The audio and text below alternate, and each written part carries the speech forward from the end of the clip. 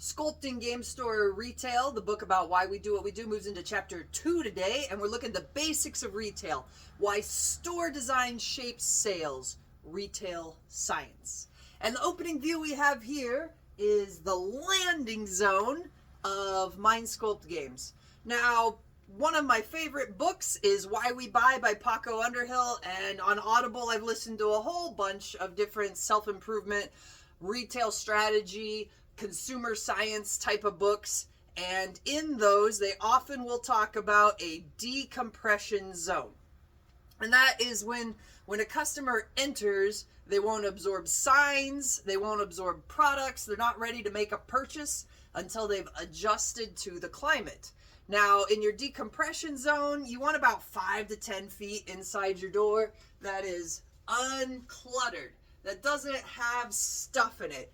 You don't immediately want to push sales in your decompression zone. Instead, you want to create breathing space.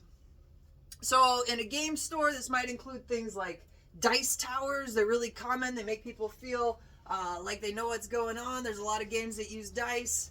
We spent a lot on that fixture to get a spinning dice tower, but it orients a game store customer into a familiar zone very quickly. It looks, like furniture you might have in your home. If somebody likes wood, it's got this organic, classic feel to it. You can see from here, you can see our plushies. That gives an immediate feel of comfort to children, to maybe female customers that wouldn't know what to do if they were just in a store that sold completely Pokemon or Magic or Warhammer painted items, and they could see the tables right away and guys playing with huge armies. You don't want to overwhelm the customer in this area. You want to invite curiosity. So as soon as you walk in the door at Mind Sculpt Games, we have a built-in decompression zone, a landing zone, area with space, and we have a casual orientation of customer interest at the beginning. So dice, dice help people feel at home in a game store. If they're familiar with a game store, if they see a rack of this many dice, they know you're serious, and they might be able to walk past the puzzles and the plushies and go to their Warhammer or Dungeons and Dragons books. It's going to make them feel comfortable. Now here we've got Transformers. These are Blocky's Transformers. They've been pretty popular in game stores. They've also hit some big box at times. But this is something familiar and nostalgic. So it's also a good orientation tool. And when you can see our plushies, you can also see sports cards. You can see brain games with the touchable large Rush Hour. And Rush Hour has been around, I can remember Rush Hour very early in my childhood. So it's a thinking game that lots of people have used before. And then over here, I'll give you a little bit better view of this. We have books, and we just restocked our toddler books. You got First Toy, First Animals, Opposites, very touchable. We have a family orientation as a game store, and with that orientation, we want parents to feel like they can build brains at Mind Sculpt Games, that they can help sculpt their child's future into something more positive through board game experience, through hands-on Lego, through reading them books. All these things at the start are very purposeful to try to make it so that people can feel welcome here, people can orient. Now, in our decompression zone, we also have, I'll move you over here a bit, we have a wall lining. So it's really pretty hard for me. Like if retail science told me you want a zone where people don't think about buying at all when they walk in, I might say, well, they can think about buying a little bit. And while they're waiting for the people that are still shopping, the decompression zone can also become kind of an open area hangout zone. So you might have noticed by our sports cards that we have chairs, we have stools, like, what are those called? Bar stools? But anyway, 5 chairs over there. And behind me, what you can see, these are gashapon machines, so that you can buy a token at the counter. The token's $4. Quarters are outdated, but then you can make a selection from here. And our gashapon machines, there's actually quite a few of those. We've got 18 currently up, and this gives people a variety. But the decompression zone, where you're kind of like, I've been at the counter for a little while. Do I want to add on to my purchase?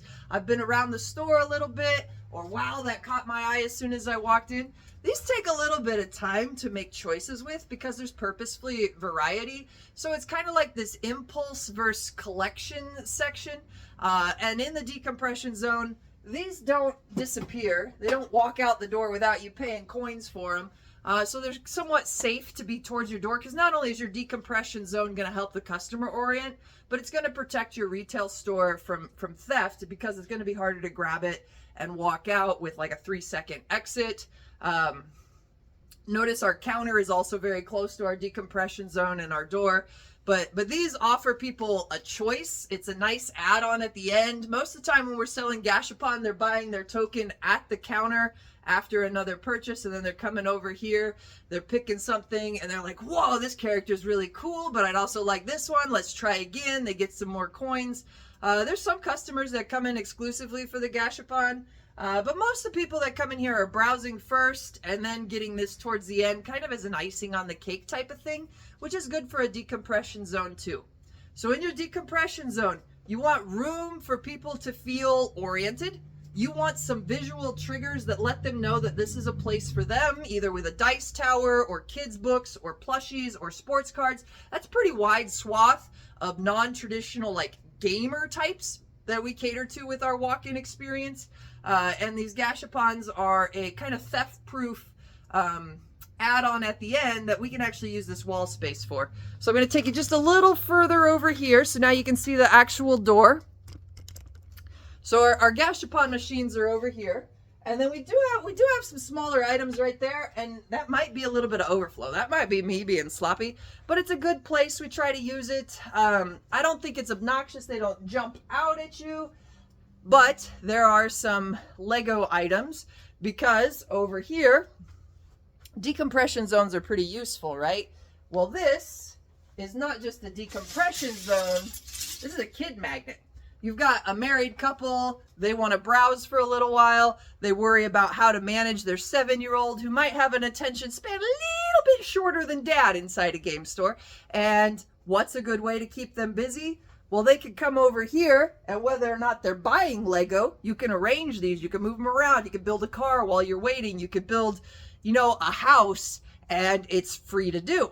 So our decompression zone, which has, all this open space, so I'm going to back you up just a little bit more.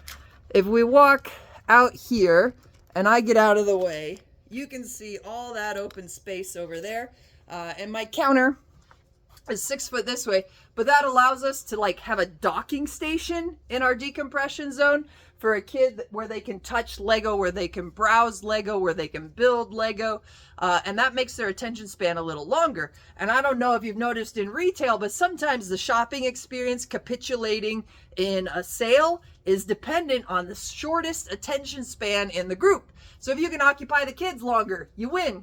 If you can occupy the guys who don't necessarily want to spend a lot of time in the game store, but a grandpa that really likes the nostalgia of the Green Bay Packers, if you can have them sit at this chair and browse the cards, you can get a winning experience because they can rest their legs. They don't have to worry about how quickly they get out of the store, and they can feel kind of good at looking at the players of, the Atlanta Braves are my favorite team, and I can go in here and I can see Chipper Jones and Andrew Jones and Greg Maddux and John Smoltz, and I can be like, sure, I'll spend another 20 minutes here. You go ahead and browse to your heart's content. I've got a seat. This is nice, well lit. It's air conditioned. The music is okay with the vibes, and I'm going to browse and have nostalgia while you go enjoy yourself too.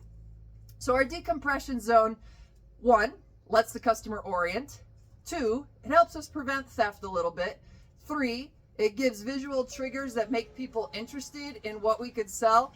And 4, it has some built-in docking stations with Lego, with sports cards, where people can sit, so the shortest attention span in the group, if they come in with a group of 2 or 3, doesn't end up as a detriment to sales for the most involved customer who comes in the group. So decompression zones are definitely part of retail science. They apply pretty well to game store retail, and this is a visual on how Mindsculpt Games does it. If you want to see it in person, 4908 10th Street in Great Bend, Mindsculpt Games.